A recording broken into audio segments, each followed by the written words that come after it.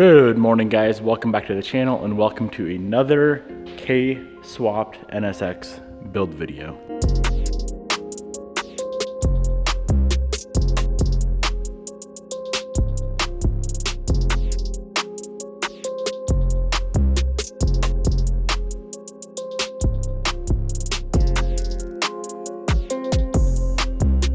This thing is coming right along, man. We got the whole cradle, I guess you'd call it, installed yesterday. It's going to be very, very easy to pull in and out. We probably will have to remove it to get the motor and transmission and all that situated in the car. Now, speaking of the motor, little change of plans. Everyone knew this was going to happen. If you've been a follower of the channel for a while, you know I always do this.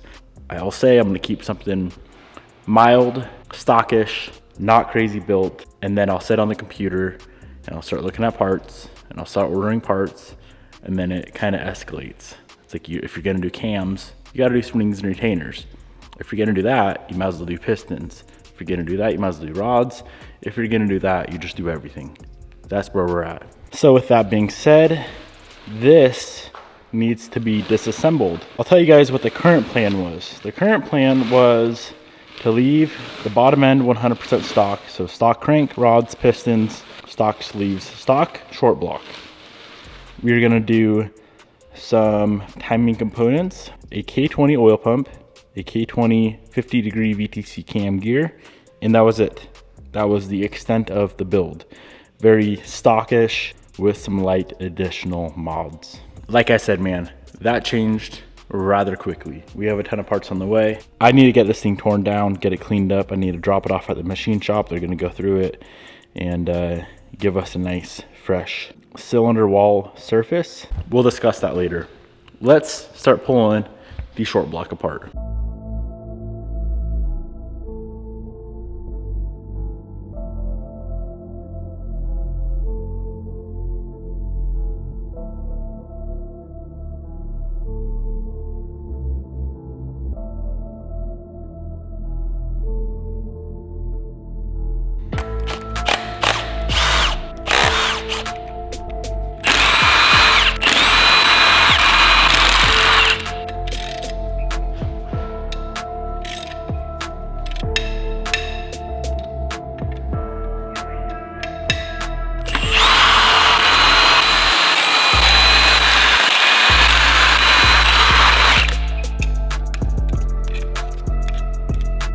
Disassembly on an inline 4, such as the K-Series, is very, very simple. I just pulled out all of the main cap bolts. The main caps on a K-Series, they're built into the girdle. If you were to do, say, a 4B11 or a 4G63, or a lot of those other motors that you guys see with the builds, the main caps are separate from the girdle. K-Series, they are the same. So all those bolts are removed. We're gonna go ahead and pop this girdle off, or the main cap off, and then we will have access to remove the rotating assembly, which is the pistons, crankshaft, and rods.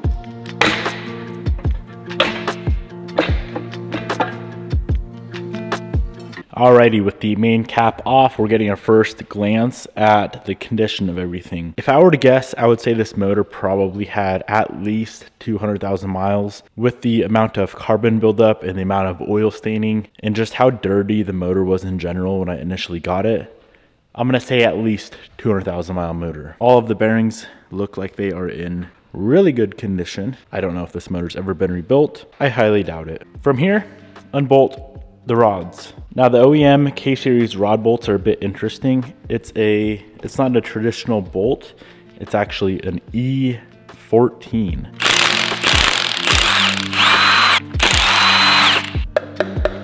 Now after the rod bolts are loosened, we can go ahead and pull out the piston and rod together. A little bit more wear on the rod bearings, it looks like. Piston and rod number 1 are removed. Look at the amount of buildup and just gunk, especially in the oil control department. I don't know if this thing would have burned oil, if oil's getting past the control rings, but I'm thinking that it would have.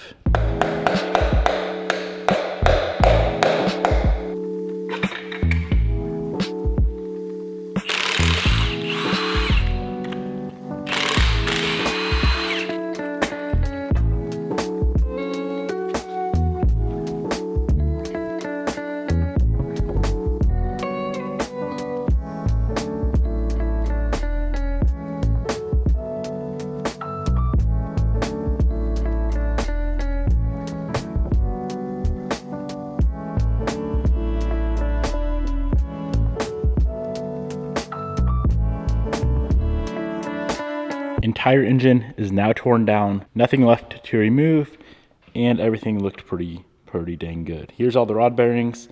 Those were a little bit worse than the mains, but that's kind of common.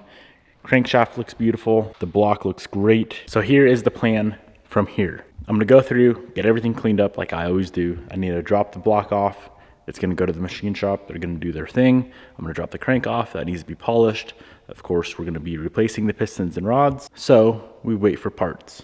Let's get everything cleaned up. I do want to do exactly what I did to the head to the block. I've never put a block in the sandblast cabinet before, but I'm telling you, man, if we get some crushed walnut shell on this thing, it's gonna look brand new again. And then we can Cerakote it and it'll stay looking like that for the life of this car. First step in getting all this cleaned up is oil removal. So I use gasoline, degreaser, pressure wash, compressed air, and to really get all the water off, an oven. Well, I got a little bit carried away. Here we have my garbage bin, and I put, I don't know, maybe 15 gallons of gas in it so that I can soak the block. A little bit excessive, I know, but I really want to get this thing perfect. The gasoline works great to get oil off, but as far as oil staining goes, you kind of need degreaser. Watch this.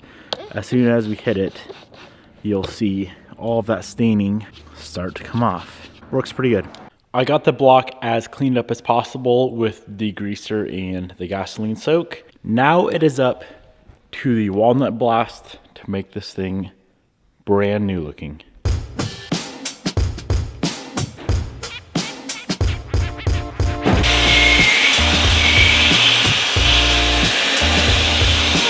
All right guys, so I baked the block for 1 hour at 300 degrees. It is Cerakote's recommended pre-bake cycle. So I did that, pulled that outside, let it cool down, cleaned her up as best as I can with wax and grease remover. And now we are ready to coat it. I'm gonna be spraying out the same product we applied on the cylinder head, H300 High Gloss Armor Clear from Cerakote. 18 parts of this, 1 part of the Part B catalyst.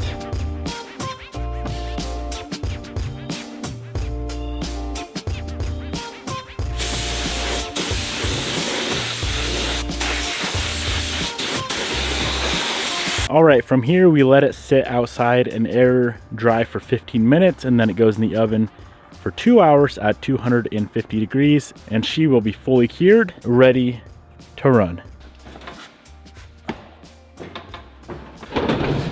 Oh man, that was a tight fit. She's a bit heavy, but it's in. So that is as far as we can get on the engine today. We need to wait for the crank to come back, the block to come back from the machine shop, and then wait for, of course, all the parts to come in for the build.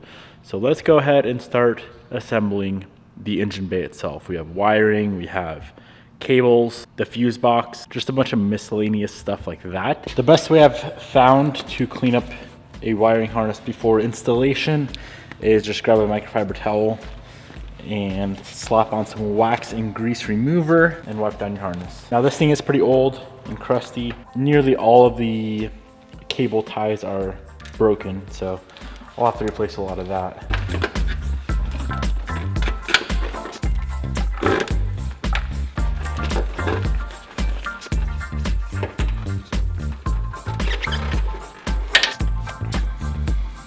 You know what guys, I'm not too stoked on how this is looking. That loom, well, it's from 1991. It's so old, so crusty. All the electrical tape is disgusting looking. All the clips are broken. It's just a crusty looking harness. I'm gonna change that up. One of the neat things about this car is all of the electronics sit right back here. So how it's set up is this goes there. This is actually a traction control unit, like a ECU for traction control, which is ridiculous. That right there is the TCM, transmission control module, and that over there is the engine ECU. That we don't need, that we don't need, that we don't need. Pretty sure there's gonna be plenty of space right here for our fuse box, which will keep the engine bay looking nice and clean. Let's unbolt that guy there and see about mounting in our fuse box. To give you guys a comparison, I was about to bolt it up and it would sit right there. Yeah, it doesn't look bad, but that looks better.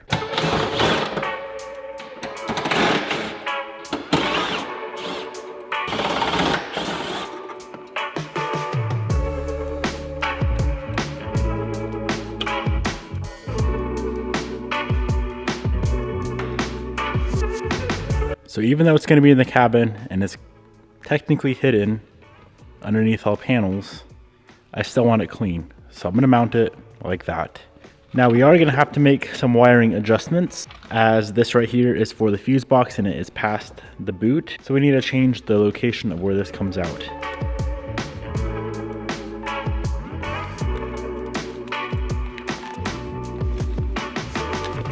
So here I have the harness opened up, not all the way, but close to all the way. All of the tape and loom is removed. This connector right here, we don't need. That goes to the factory C30 engine harness, which of course we won't be using that, so I don't need that. Same goes for this plug right here. So I don't need either one of these plugs.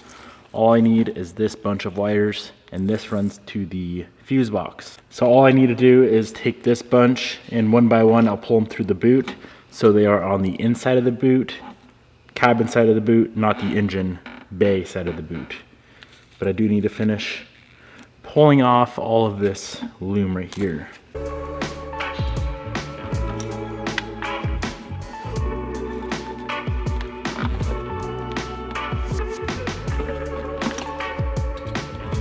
All right, from here, I'm gonna go ahead and wire back in the fuse box. I took a bunch of photos before I unwired it, exactly how it's all wired. Otherwise, I wouldn't know. It's always a good idea to take photos.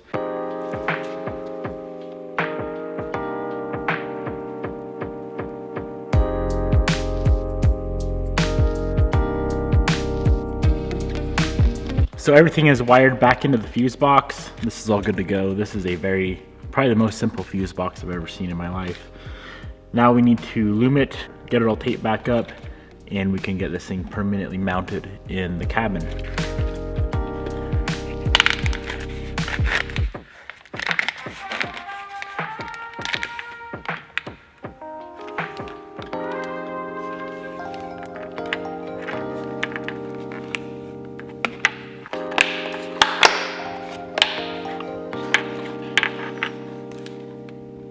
Our fuse box is mounted, looks nice and factory.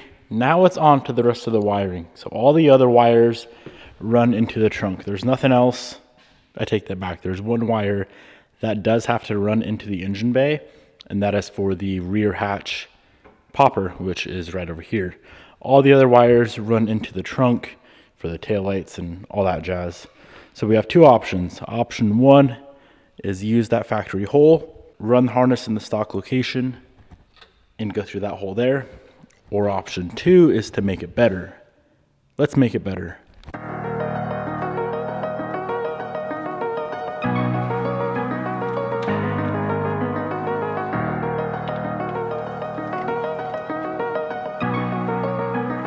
So this here is what I ended up with.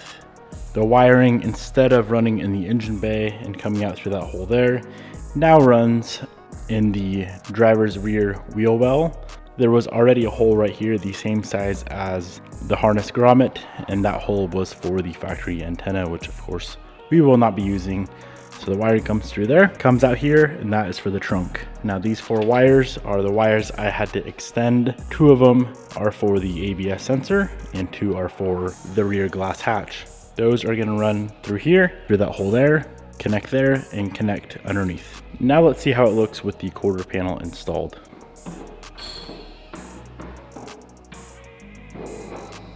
As you can see, the quarter panel completely hides everything. There is so much space they put back there, almost like they knew that I was going to do this. If we take a look in the engine bay, the only thing you can see is 4 inches of the harness. The factory you would run, you guys saw it earlier, ran down through here.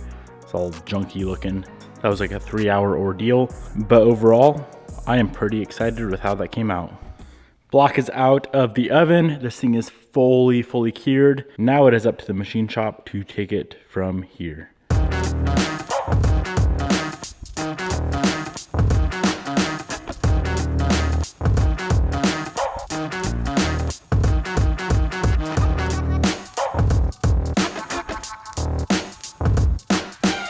All right, my friends, another day of working on the K-Nsx coming to a close. Hope you enjoyed today's video. Thank you for watching, and I will see you guys in the next episode. Thank you for helping me convince myself that I need to build the motor. She'll be built. Goodbye.